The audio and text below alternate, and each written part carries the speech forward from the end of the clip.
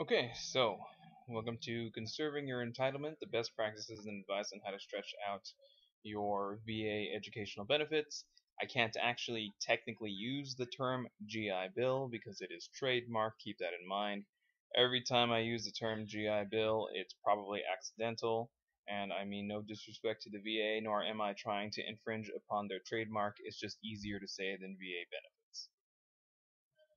Okay, so we start with a disclaimer. First off, this presentation is not formally approved by the VA or Long Beach City College, the college to which we belong to. They're just tips to assist you. These are best practices that our previous students have utilized. These are best practices in theory. Everyone is different. The information that we're going to provide is based upon the current population at Long Beach City College. For those of you viewing this who are not in Long Beach City College, Long Beach City is a suburb in the Los Angeles County. We have approximately 550 self-identified veterans at our college. Approximately 400 of those are using some form of VA educational benefits. And so we are utilizing their information to advise you on how to stretch your VA educational benefits as long as possible. Okay, so a breakdown on the population at Long Beach City College. 394 students are currently using some type of VA educational benefits. 9 of them are using Reservist Bill 1606, 1607. 14 are using the Montgomery Bill, Chapter 30. 49 are using Vocational Rehabilitation Bill, Chapter 31. 292 students are currently using the post 9/11 GI Bill, and 29 students are utilizing the DEA Chapter 35 bill. Now, as you can see, the majority of our students have 36 months that are delineated to them through their VA educational benefits, so we're actually going to be using that as the standard of time. Again, looking at the students who are utilizing a VA educational benefit, 194 of them plan on transferring. 117 of them plan on stopping after they graduate with an AA or AS. 6 plan on obtaining a certificate. 55 plan on getting an associate's for transfer and then transferring. And 22 plan on obtaining an associate's degree and then transferring. So let me just differentiate what some of these things are. An associate's for transfer is something that is set up through our California State University system in conjunction with community colleges. It is an easier way to streamline the process of receiving an associate's degree and transferring to a college. There's only a handful of majors that do this, and let me just give you an example of what I mean. If you plan on transferring to Cal State Dominguez Hills for business, there is approximately 9 classes that you would have to take as a prerequisite to get into that particular major.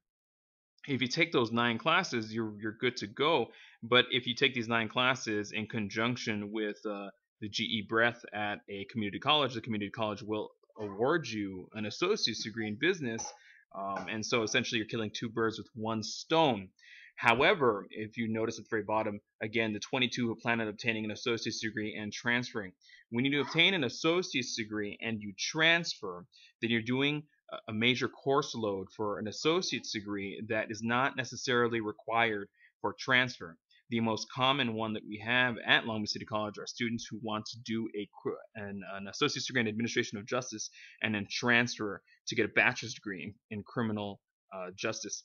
So what ends up happening is that they take about 9 classes in their core curriculum for the administration of justice associate's degree, but if they want to transfer to, let's say, Cal State Long Beach, only 2 of those courses are actually required to transfer. So it takes a longer time to do anything. Now, here you'll also see that we noted the average number of units that it takes to do anything. And on average, it takes 65 units to transfer. On average, it takes 65 units to graduate with an associate's degree. On average, it takes 30 units to obtain a certificate. On average, it takes 65 units to get an associate's to transfer and transfer. And on average, it takes 85 units to graduate with an associate's degree and also be transfer ready. We're going to use all these numbers. In particular, we're going to use the 65 units and the 85 unit counts more than anything else. Now, at this point of time, I need to recognize that we're going to start ignoring the certificates, mostly because if you have 36 months awarded into your VA benefits, that's more than enough time in order for you to get a certificate.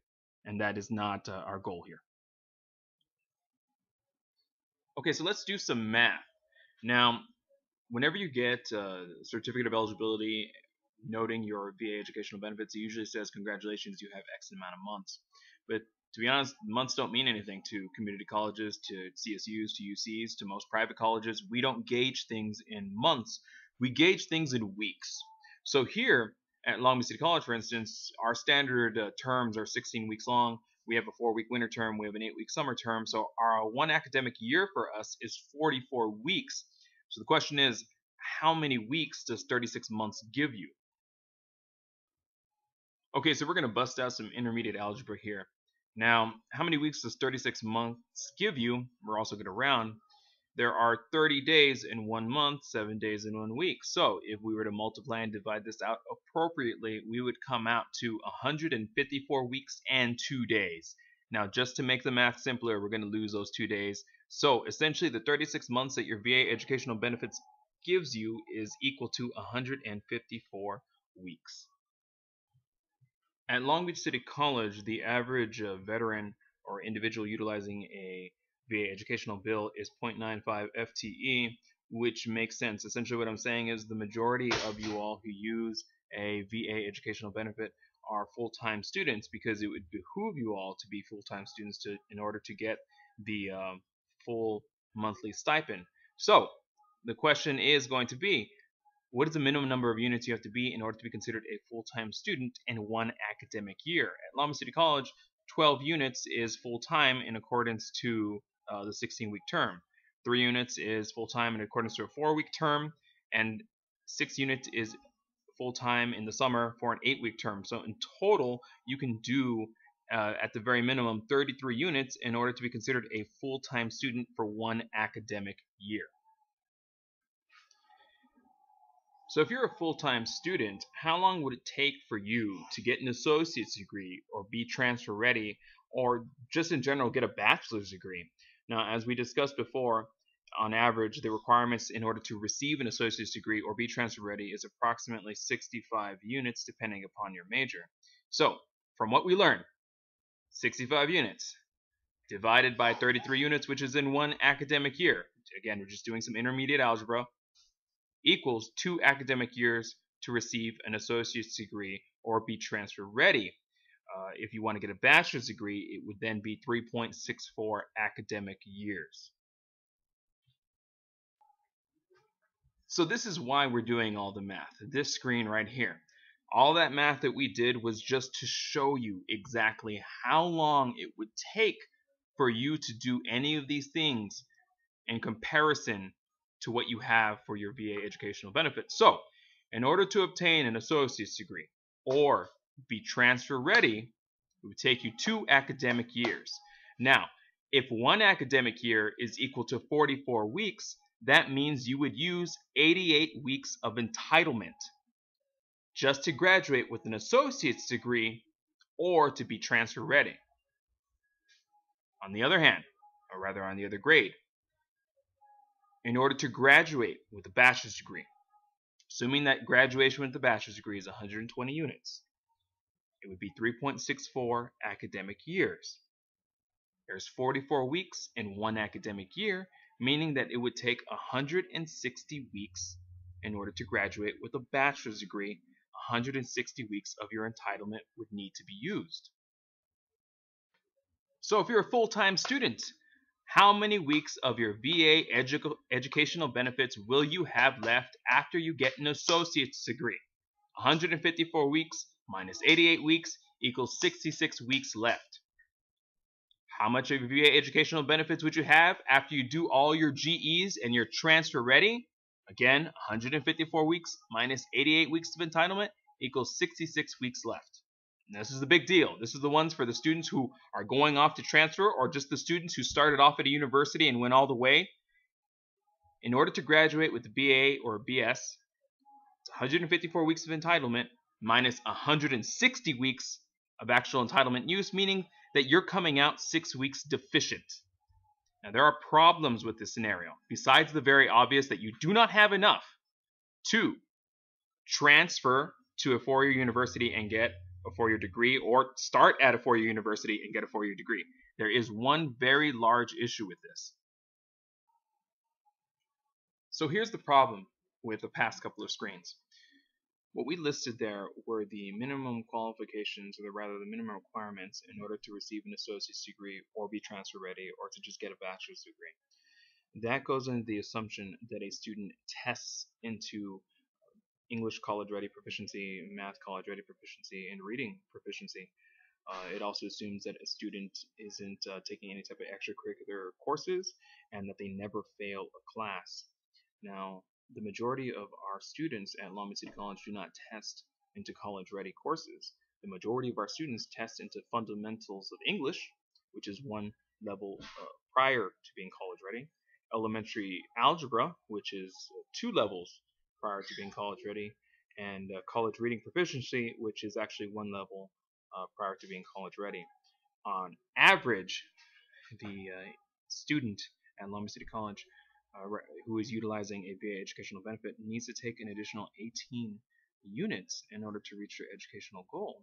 So that means it takes our students on average 83 units to get an associate's degree or be transfer ready.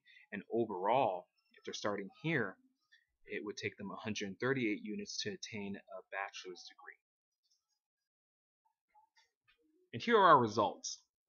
Now this chart is a little difficult to read, so let me explain it. That way you'll understand all the other charts that we're going to have. So on the left-hand side, you'll see that 2 of the goals that we've already covered, AA, AS, or transfer ready, BA, BS. The third one, AA, AS, and transfer ready. Those are the scenarios I was discussing. The 22 people I was discussing before that were going to get an associate's degree that doesn't necessarily go towards being transfer ready. And on the bottom, I was also hypothetically engaging in those type of scenarios where they got an associate's degree at a community college and then transferred to a CSU or UC and got a bachelor's degree. I didn't go through the math because honestly I was explaining the math and I was being bored, so I imagine you were being bored too. However, I did want to show you the results because these are the reality of the students that we have in our colleges. So second column, third column, you'll see the ideal time used and ideal time bound. So when I say ideal, I'm talking about the students who test into being English proficient, being math proficient, and being reading proficient. The ideal student is somewhat non-existent. It's a very small percentage of our students, but you should see it anyway. So for the ideal student, not the real student, but the idealized one, to get an associate's degree or transfer ready, as we discussed, you're going to use 88 weeks at a community college, and you'll have 66 weeks left over. If you do transfer, you get a bachelor's degree, you're going to use all of it. 154 weeks, all of it used, and you'll be 6 weeks deficient. If you choose to get an associate's degree and then transfer, you're going to use 113 of your weeks at a community college and have 41 weeks left, which means that at a university, you'll end up using it all and be deficient 33 weeks. Now, considering that the majority of university semesters are 16 weeks long, if you're 33 weeks deficient, you're talking about being a little bit over a year deficient, a little bit over a year that college comes out of pocket. Now, the last 2 columns are the most important ones because this is the reality. This is what we're actually looking at. In order to get an associate's degree or be transfer ready, the student having to take those other remedial 18-unit courses will end up using 111 weeks at a community college, which means that when they get their associate's degree, they'll have 43 weeks left. That's great. But if they're going to transfer to a college, a university rather, they'll only have 43 weeks left to use at that university. So by the time they get their bachelor's degree, they'll have used 154 weeks. They'll have used all of it. And they'll be 30 weeks deficient. Again, that's almost a year that they're going to have to pay out of pocket. Now, if they choose to get an associate's degree and transfer, they're even in worse condition. They'll use 137 weeks at a community college. It'll exhaust almost all of their benefits. They'll only have 17 weeks to transfer with them to get their bachelor's degree, which means that ultimately they'll be 57 weeks deficient to get their bachelor's degree, which is almost 2 years that they're just going to have to do out of pocket. Which comes to the question, what can you do in order to stretch out your benefits? Well, the first type of recommendation that we have for our students is to look for an alternative. Look to see if you can just get more benefits. Now, for instance, if you elect to utilize Chapter 30 before you utilize Chapter 33, you have the opportunity to stretch out your benefits. Now, there are individuals who are eligible for Chapter 33 are generally eligible for Chapter 30. If you utilize 36 months of Chapter 30, you exhaust it completely, you can apply for a 12-month extension through Chapter 33, which would equal 48 months, 205 weeks. There are some monetary concerns when you do that, so you have to do the research. And once you give up Chapter 30 to go to 33, as some students do, you can't go back. So that's just something that has to be done from the offset. Your other alternative is to look into Chapter 31 vocational rehabilitation. Chapter 31 is not an actual educational benefit through the VA. It is a vocational benefit. And so it does not necessarily guarantee that you'll be given extended time in your college career. You have to have a 10% service-related disability rating or higher, and you have to be able to prove to the vocational rehabilitation program that you are eligible for the services. It is a very lengthy process. It is also very, very complicated. Uh, Delineation for this varies. The VA will tell you on standard the most you can get is 48 months. There have always been exceptions. We have known a variety of individuals who have been able to be approved for the 48 months to receive their bachelor's degree, and then an additional 24 months to get their master's degree, and even an additional 24 months after that to get their PhD. However, these are exceptions. These are not the rules. And again, the fine print for this program is very, very complicated. If you are interested, I would recommend that you contact your local VA hospital or location or designation or office or whatever it is that's near your county and see if there's anyone there that can discuss with you the Chapter 31 vocational rehabilitation program. Okay, and again, this is not tips in order for you to stretch out your benefits yet. Right now, we're just discussing how to wisely choose other alternatives. In this screen here, we're going to be discussing knowing your actual goal and plans. First off, you got to do your research. You have to sit down with the counselor and you have to discuss what your options are and whether or not you're on the right path. Our recommendation would also be to go with the counselor and as long as possible, um, however long it takes, rather, in an actual counseling appointment, and discuss the full number of units that it's going to take you personally in order for you to get to your end goal. We have some new students coming in who, again, are in the idealized scenario where they only are going to need 65 units in order to get their associate's degree or 65 units in order to be transfer ready, and then they're going to go on. It's great. But at the same time, we have some students coming in, specifically in the science field or the nursing field, that are going to take about 109 units before they're ready to transfer or they're going to get their associate's degree. So you need to be aware of exactly what you're going into. You need to also understand whether or not your associate's degree is going to be beneficial if you also plan on transferring. If your end goal is to get a bachelor's degree and you know you have the resolve and the capability of doing so, then most of the time getting an associate's degree is not necessary.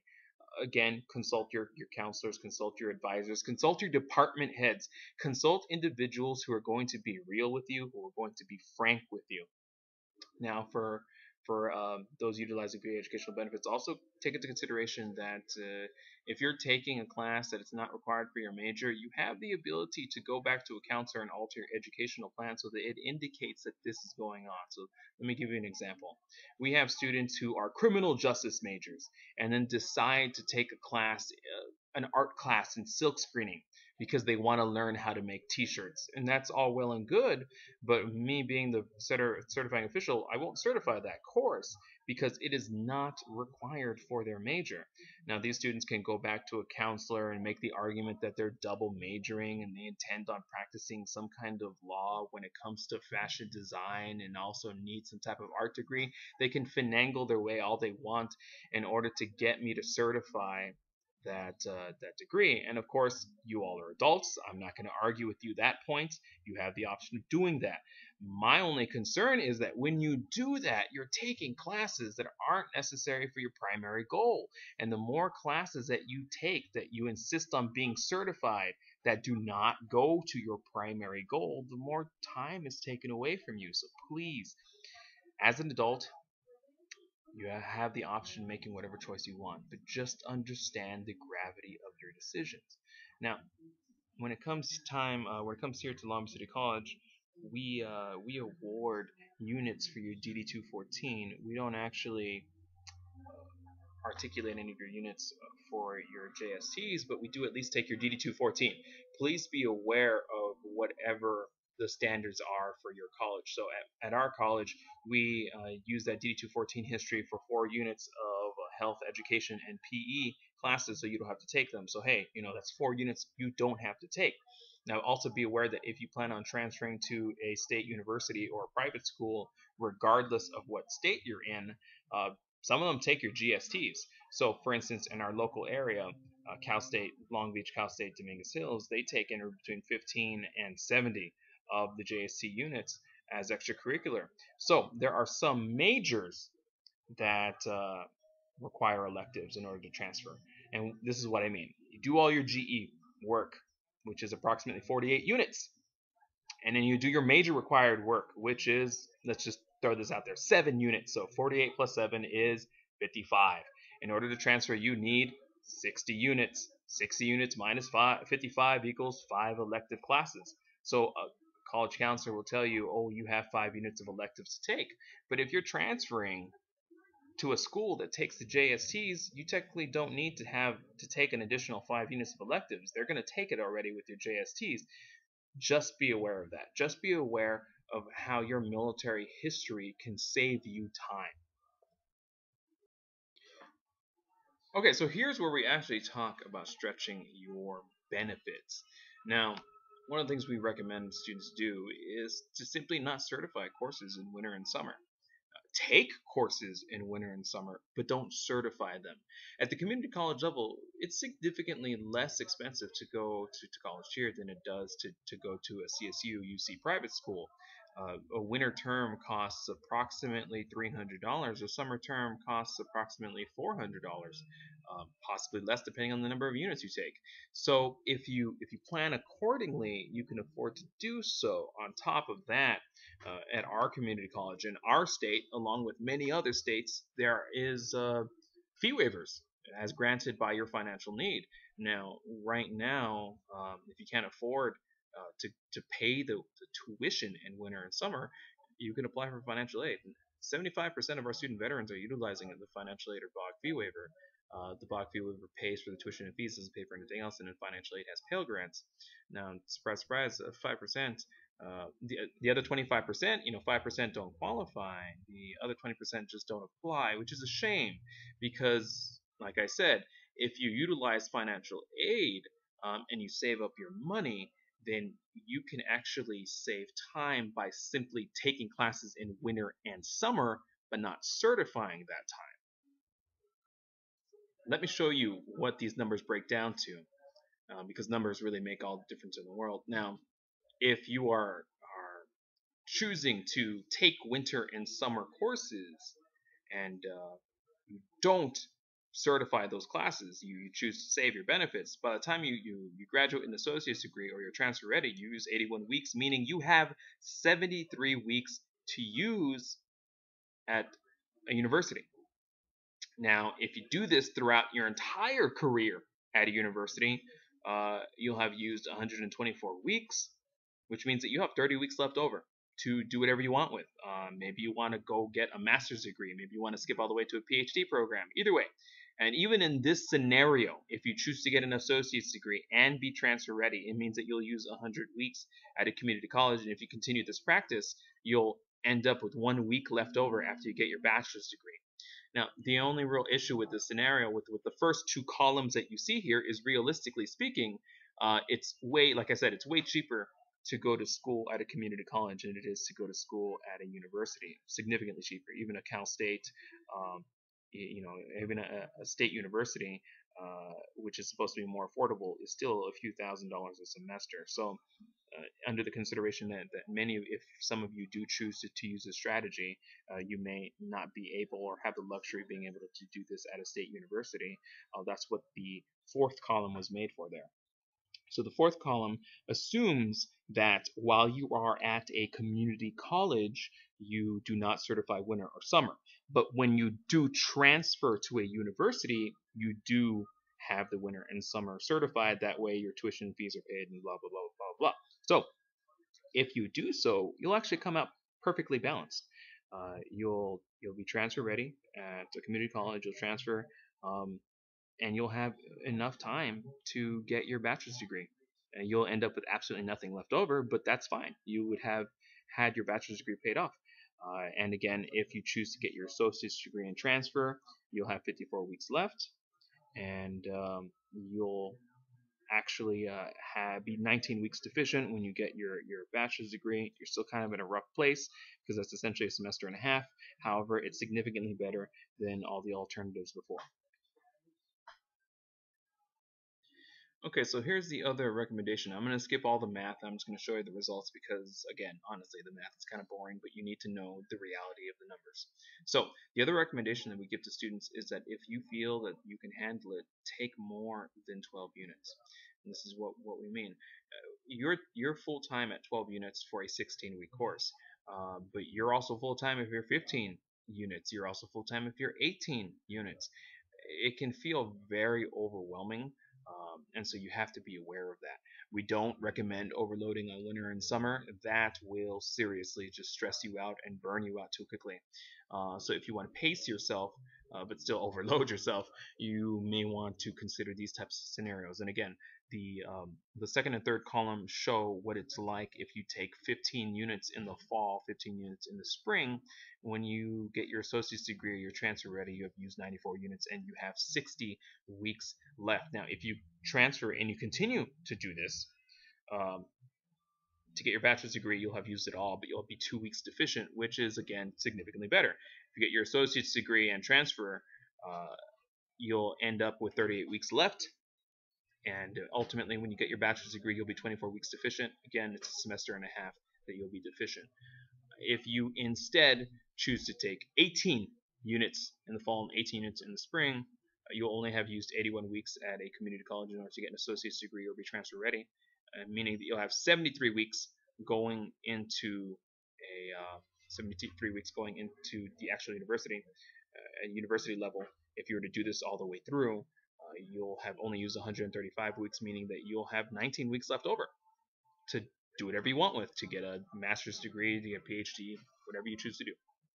If you're going to get an associate's degree and also transfer, you will have used 101 weeks and have 53 weeks left, which means that ultimately when you get your bachelor's degree, you'll only be 1 week deficient, which is great. That's probably one of the better ways to go if you're going to be getting the associate's degree and bachelor's degree. But again, this is a very, very difficult thing to do. You have to be on top of it. You have to be a 3.25 student who knows how to study, who knows how to handle a large workload. You have to keep in mind that you have to keep your GPA up. You need to do nothing but study. You need to do nothing but study, essentially. This is the only real way that it's going to work. All your free time is dedicated to your studies. And if you feel that you can do this, if you feel that it's worthwhile, you'll be able to essentially utilize your educational benefits in the appropriate amount of time. And you'll also be able to knock out your degrees faster than typically allowed. And finally, we have our last recommendation. Now, our last recommendation is actually the one we endorse the most. It has been the most successful one. It has been the one that works the best, and it has been the one that is probably the most realistic to do. Now, the last recommendation would be to just do a partial certification. You have the ability to take an X number of units and to tell your certifying official that you actually want less units certified. Now, in order to tell the certifying official, you don't only have to verbally tell them or email them or what have you. You actually have to have something in writing, preferably an affidavit indicating that you want to certify less units. So if you can see in the second and third column, in that scenario, a student is full-time, but they are electing to only be certified 3/4 time. So it means that they are only being certified for 9 units. They are only being paid for 9 units. And essentially, their tuition and fees for Chapter 33 are only being paid, 3/4 of the way. This is possible easily at a community college, not necessarily so at a Cal State or a UC or a state college or a private college. In fact, this is probably impossible to do at a private college. However, this is still something viable to do at a community college and UC, CSU, or state college in general. Second and third column, again, 12 units, 3/4 time. When you are done receiving your associate's degree or transfer ready, you'll have used 83 weeks, and you'll have 71 weeks left, which means that ultimately when you get your bachelor's degree, if you continue to do this, at the university level, you'll have 26 weeks left. If you get your associates and are ready to transfer, you'll have 51 weeks left. It is only until you get to your bachelor's degree that you'll be 4 weeks deficient. Now, even if you transfer doing this methodology and then stop doing it once you transfer, it still works out for you. It's still as long as you're doing 3/4 certification at the community college, it still works in your favor. It's still possible for you to do so fairly easily. Now, if you are planning on taking full load and only be certified for half time, it works out more in your favor. As you can see, when you get your associate's degree or your transfer ready, you have 98 weeks left, and ultimately when you do your bachelor's degree, you'll have 68 weeks left. And so on and so forth down the chart. The only problem with that is that monetarily speaking, it becomes much more difficult for you. So that hasn't really occurred very often. There's very few people who choose to do so. More people choose to do 12 units and only be certified 3/4 time. Now, this doesn't preclude that a student has to do this for 12 units.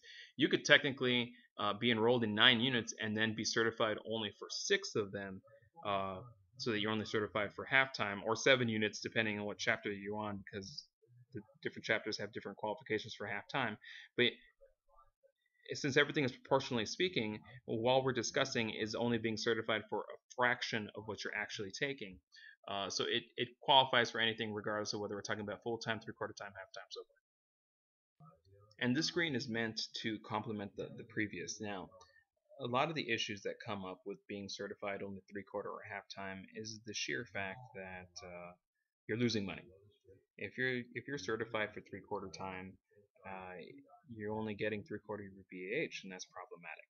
Now, here in the Long Beach area, our BAH is approximately, for Chapter 33, $2,100. And I'm using Chapter 33 because we're discussing the larger numbers. $2,100, 3/4 time, you're losing about $500 a month. A little over $500, but you're losing about $500 a month. And that's a lot of money to lose. So the question is, well, how do you supplement it? How do you make this worthwhile? Well, first off, our first go-to would be financial aid. Now, the Pell Grant, if you're eligible for the Pell Grant here, is upwards of $2,800. Many of our veterans are eligible for the Pell Grant because you're not making any money. A lot of students utilize the veteran educational benefits and aren't working. The veteran educational benefits are not something you have to report on your taxes, so ultimately you're not really making any type of income, so you qualify for the majority of your Pell Grant. And again, only 75% of our students are actually utilizing financial aid. The other 25% are not. So that's something that can assist. Another would be the Cal Grant. The Cal Grant, many people miss out on. As you can see here, this is a grant specifically funded in California, depending on what state you're in. And there may not be an additional grant, but maybe there is more. I know Texas has different grants as well. But there is a Cal Grant that many students miss out on because you have to file your FAFSA before March 2nd, and many students don't. The FAFSA comes out every year, January 1st, and if you can file before March 2nd, it is the partial qualification to qualify for the Cal Grant. There's other qualifications, unit level, GPA, so on and so forth, but it's always ultimately worthwhile to try for it. We jotted down some numbers up there. You can see that it assists you a little bit. Through financial aid, you might also be qualified for federal work study. It's a minimum wage. It's taxed. It's a maximum of 18 to 20 hours a week, depending on what area you're in. It's a way to go. It's not the way that we would prefer. Um, if you're looking to actually supplement your income, we would strongly recommend VA work study. VA work study is minimum wage, but it's untaxed at a maximum of 25 hours a week. Now, here in California, minimum wage is $9, and so when I tell my students, oh, it's $9 on tax, they shrug their shoulders and they say that's it. But you have to understand that $9 untaxed is the same thing as saying $14 tax. Now, if I tell you I'm willing to offer you a job at $14 an hour, 25 hours a week that you don't have to report on your taxes, that don't really get taken away from you in any real way, that are just part of your VA educational benefits and that work completely around your schedule and your needs, why would you not be interested in doing so? Uh, for our area, you would have to, for our area and our BAH within Los Angeles, just to give you an example, to make up that $500 a month, you'd have to work about 13 hours a week.